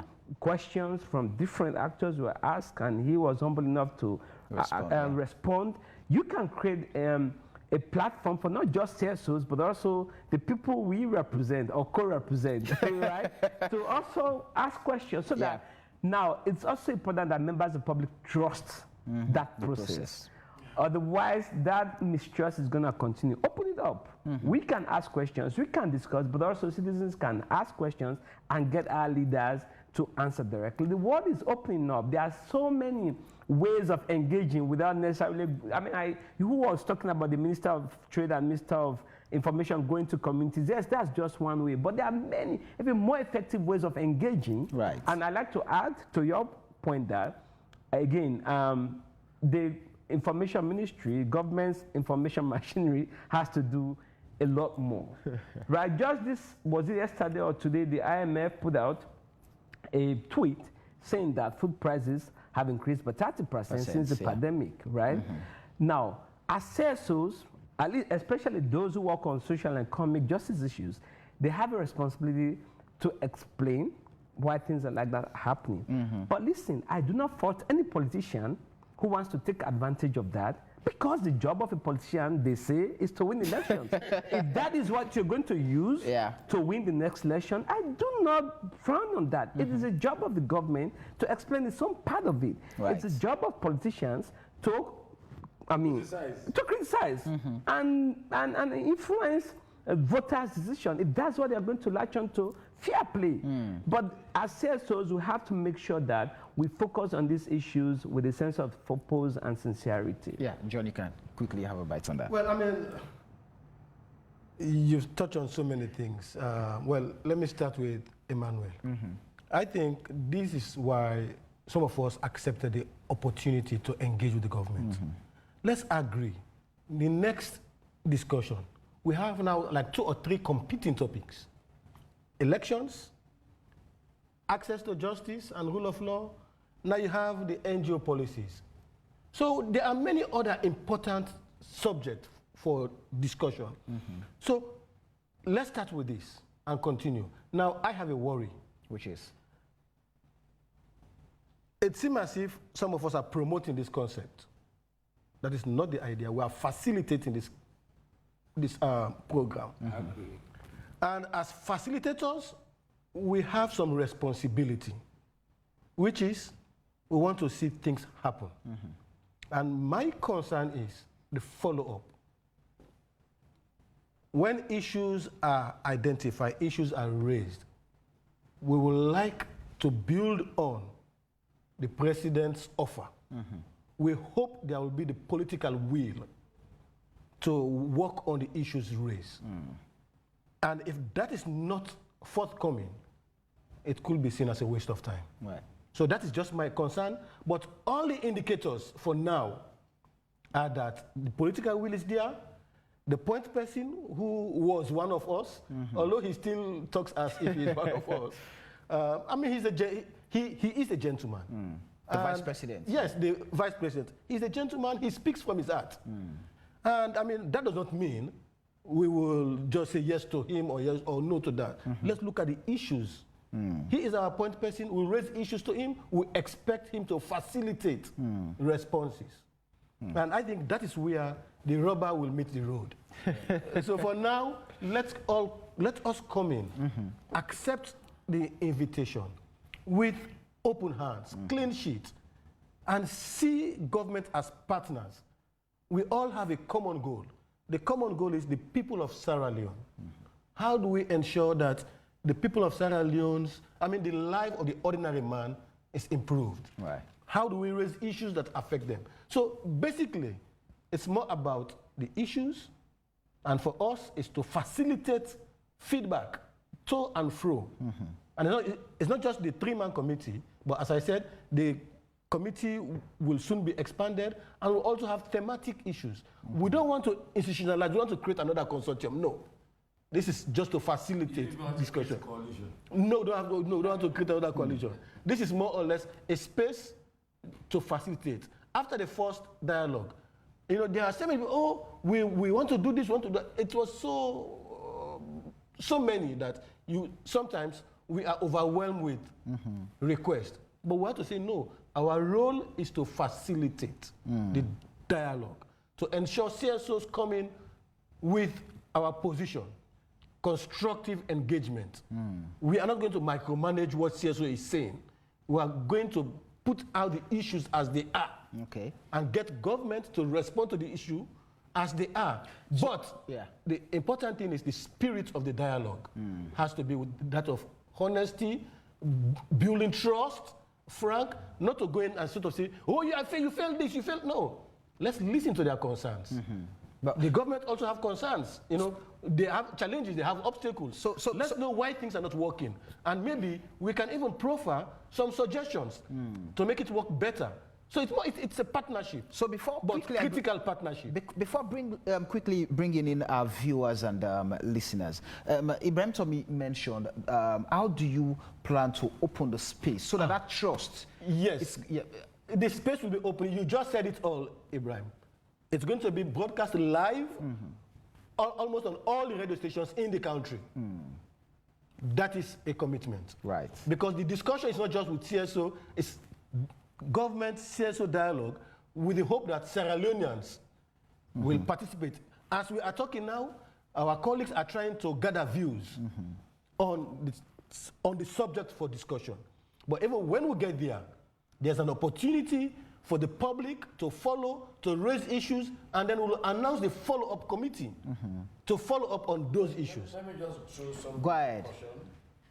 We are also working with other CSOs. The first and second national action plans had some 12, 13 commitments, and we ended up succeeding on nothing. We brought it down to 8 commitments. We only succeeded on 3, not quite correct. So we now decided, no, we're going to bring it up to 5 or 6 so that we can make sure that we can home in on them, something that we call low-hanging fruits.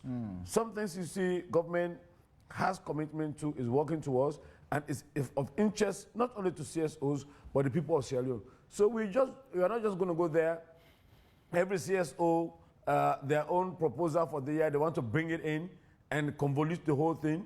And in the end, you have 500 or 600 things that they want government to treat, and that we're not all clear on. So let us be cautious. All right.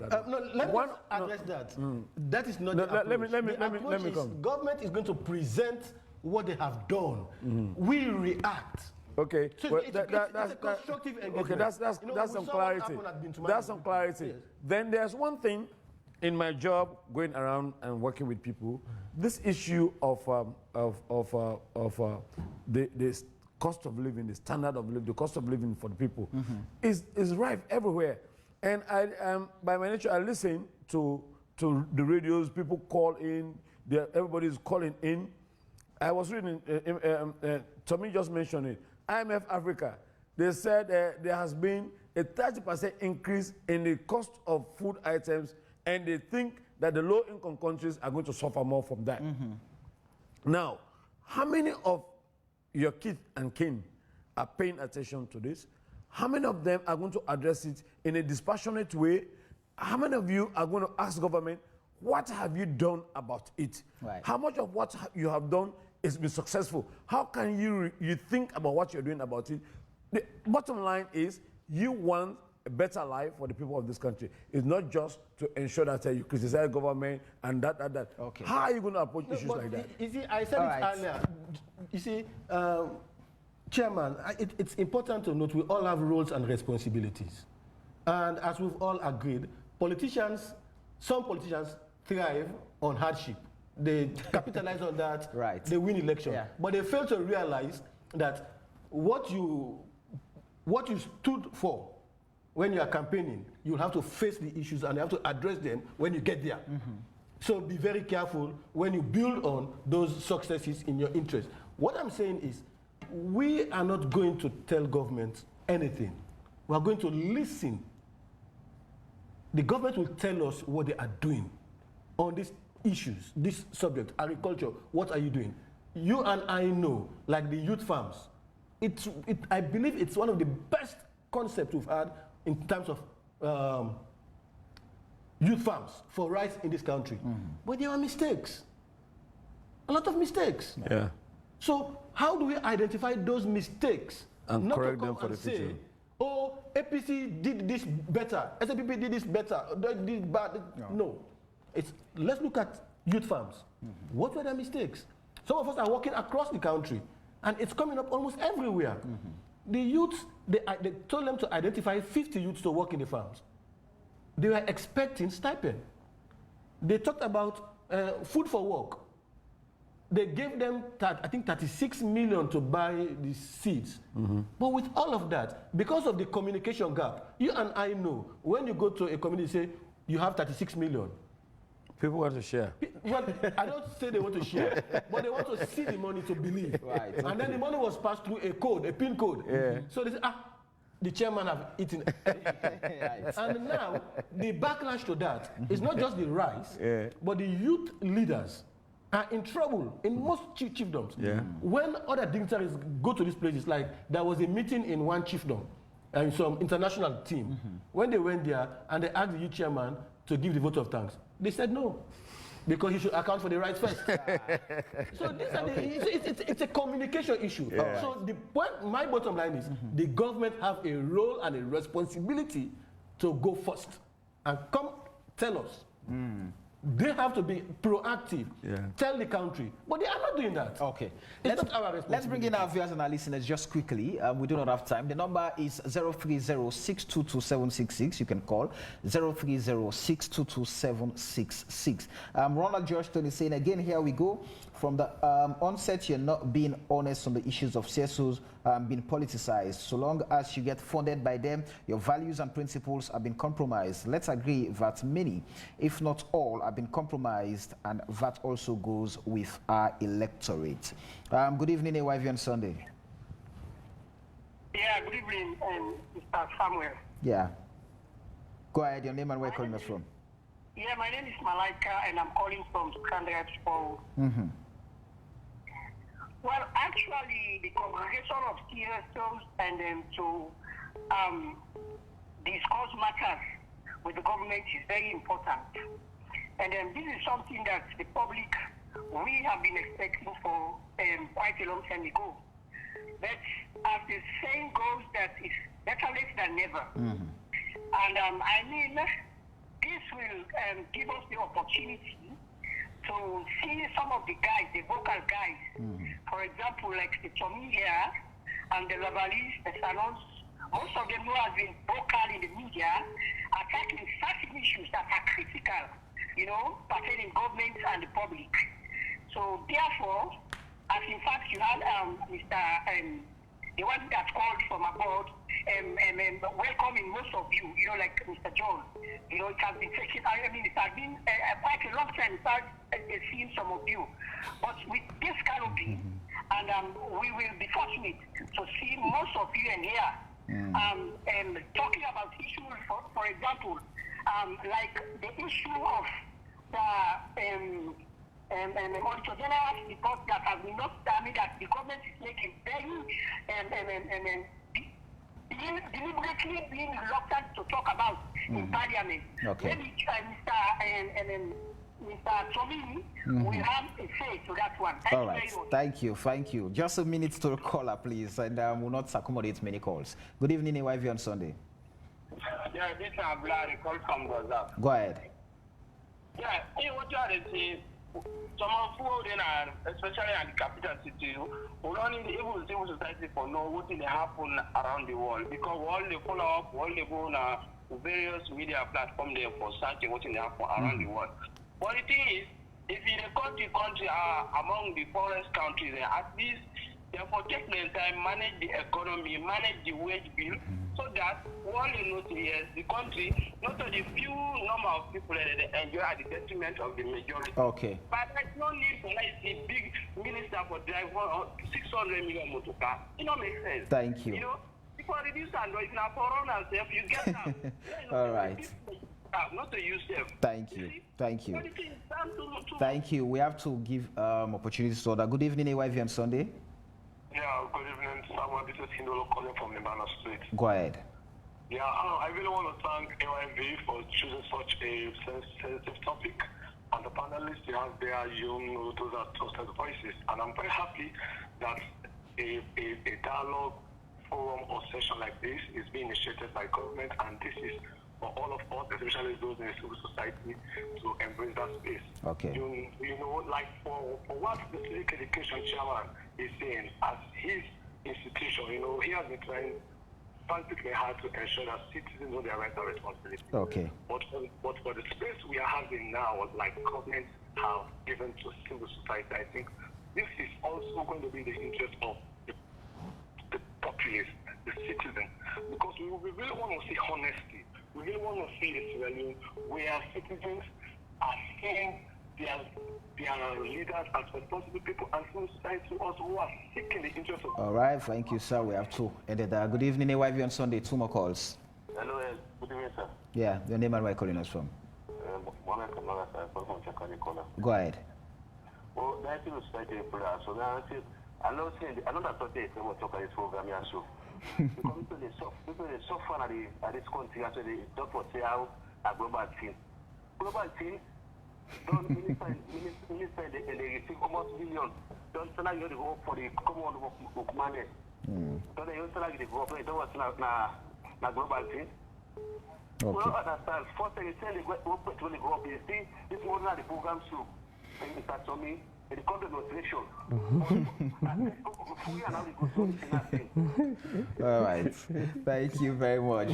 Good evening, AYV on Sunday.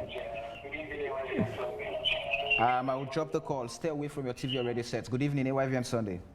Yeah, good evening. All right. I'll also drop your call. Stay away from your TV or radio set if you want to be part of the conversation. I'll take 2 more calls. Like I said, the number is 0306222766. And good evening, AYV on Sunday. Good evening, someone. Yeah, go ahead. It's like this program, I'm really happy. I'm glad for this program, so this dialogue program. It's like, it's very nice.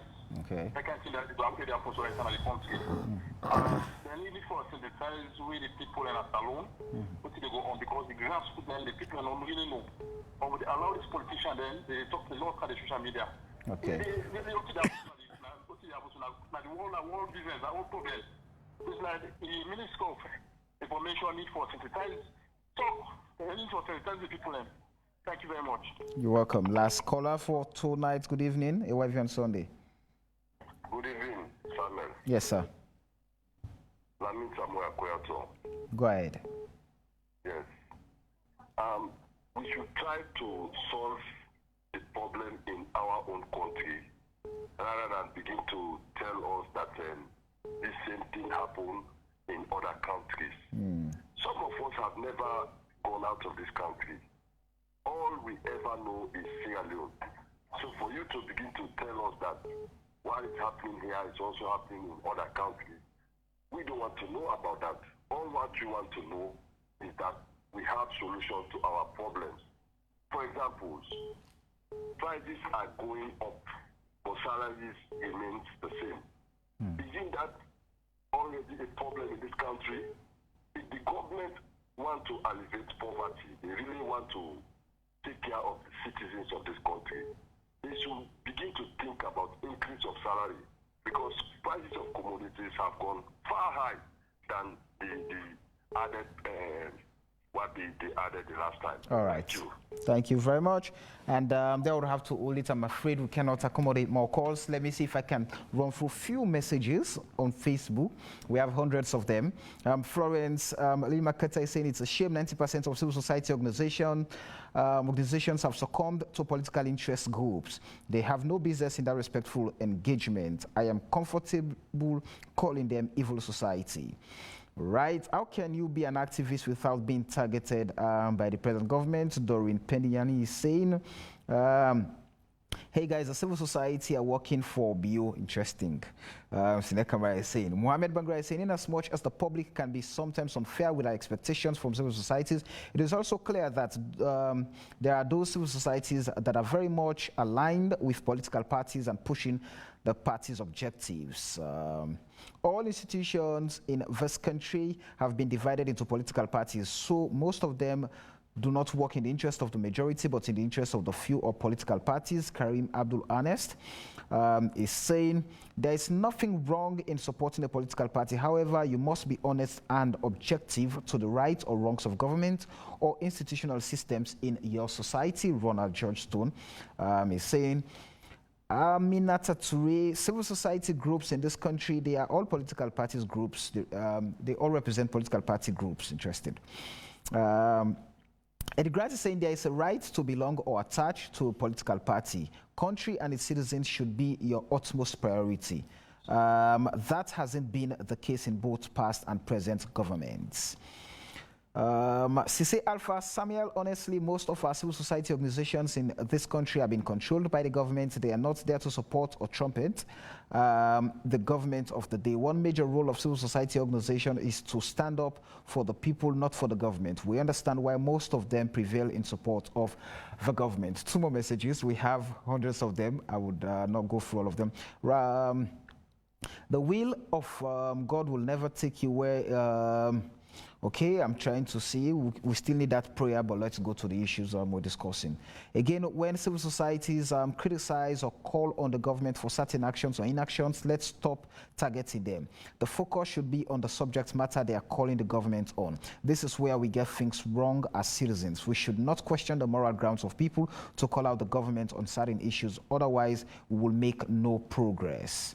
The last message I'll take is saying, okay, no name calling, please. I'm not going to mention them.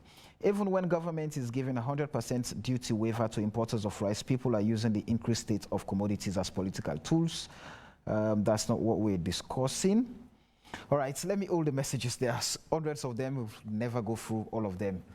Time will never permit us to. But let's ask that now, the reformatory way forward. How do we ensure that some of the issues, especially the mistrust, I mean, this is very critical. If those we seek, those you, the CSO guys, seek to represent and advocate in their interest, do not trust some of you because of some of the actions and inactions in your space. How then do we ensure that we're able to build that trust and let's put their interest above? Yeah, that's critical. I don't know whether we are going to be able to do that in our lifetime, but it just shows that it's a monumental task that we have. Obviously, there is some perception gap, there is some credibility or trust issue there. I mean, from most of the messages there, I do not honestly know what to do about it, other than to suggest or to recommend that CSOs will remain truthful to what we have set out to do. The strategies are different, they are varied. Let us focus on those. But I think it's only fair that some of those comments, I respond to some of those comments, specific responses from me. Somebody was saying that I would, in the past, talk about increases in fuel prices. I would even call for national demonstration. In my lifetime, I have never participated in any demonstration, by the way, in my entire lifetime.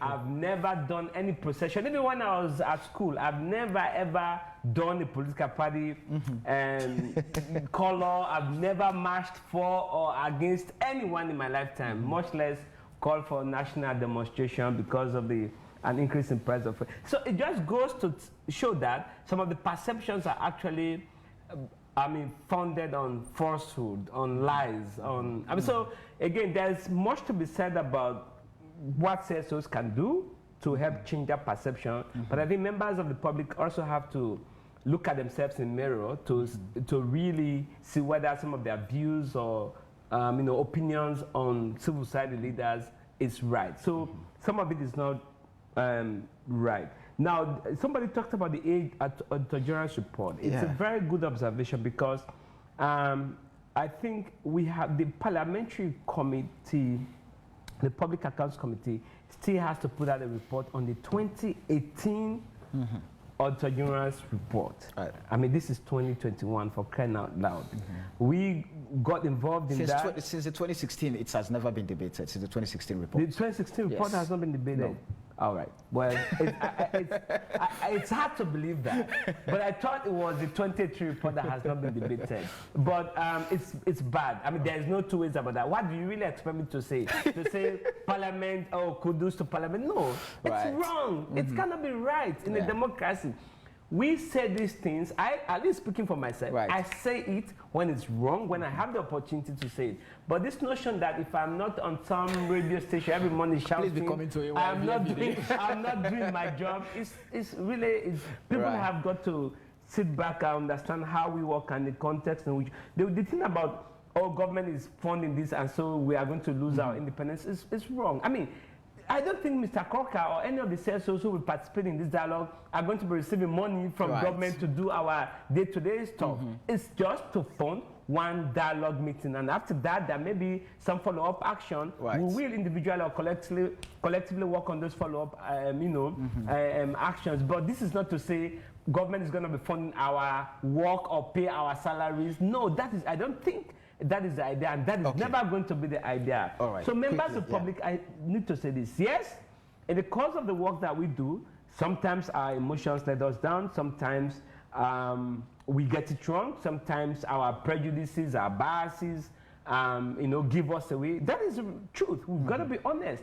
But I think ultimately what we've got to focus on is, imagine, this is my final comment on this. Yes, imagine a country without civil society, even with the complexion that civil society collectively has right now. Just picture, imagine for a moment if we didn't have civil society organizations, this place would be nearly a ditch. And the reason I try to push back on this sort of narrative is because it further undermines our credibility and our role in the democratic space. If you keep questioning our role, and imagine if all of civil society were just to shut down business one night.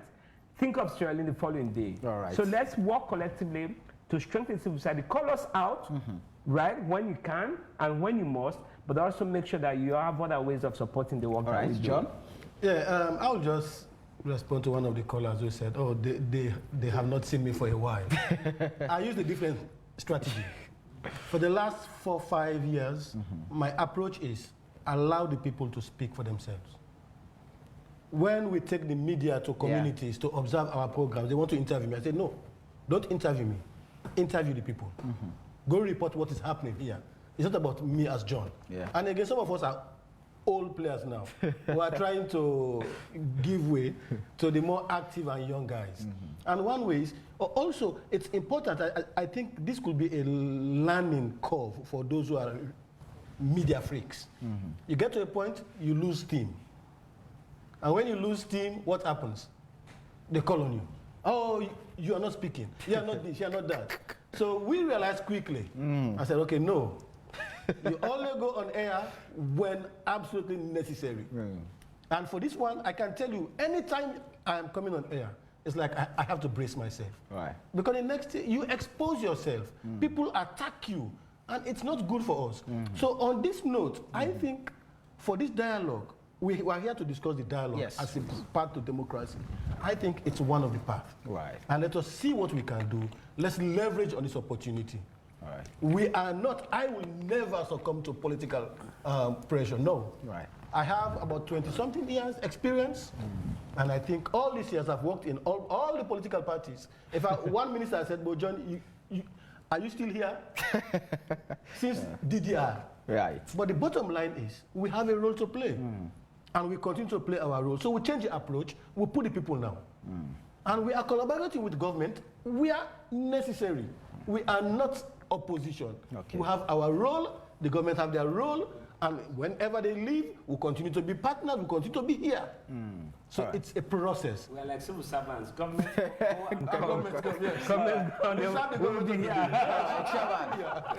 You know, I want to commend you guys because you're always in the kitchen, and I know how much smoke you have to inhale and the heat you have to suffer.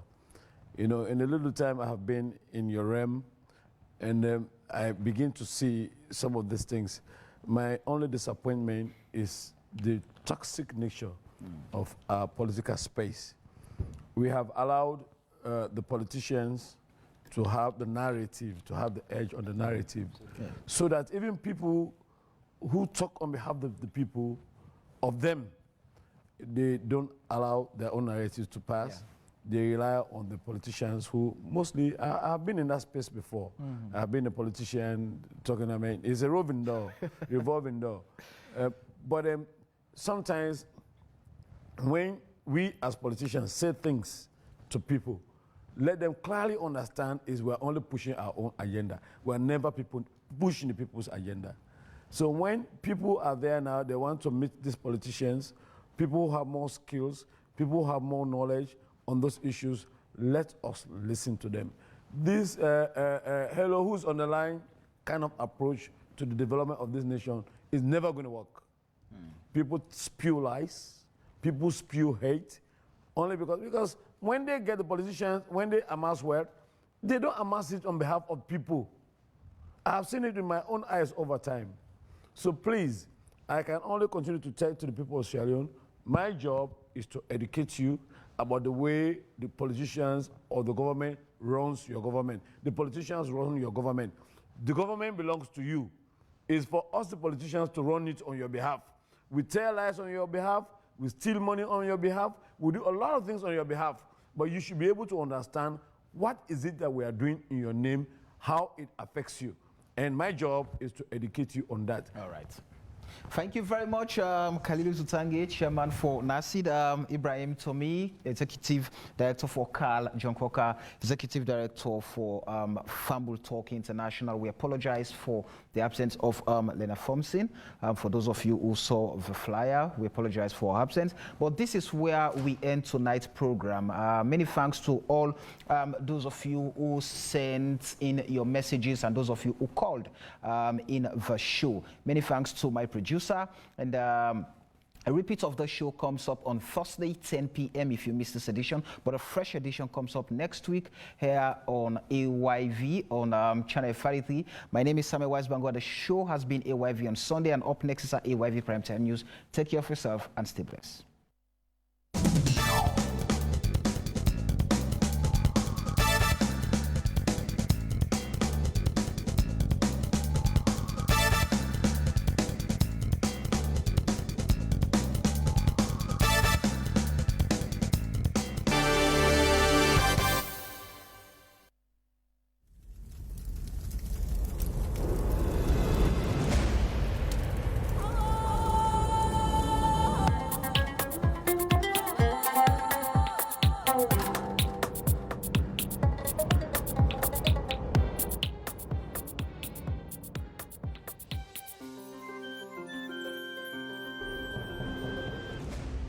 You're watching AYV Television.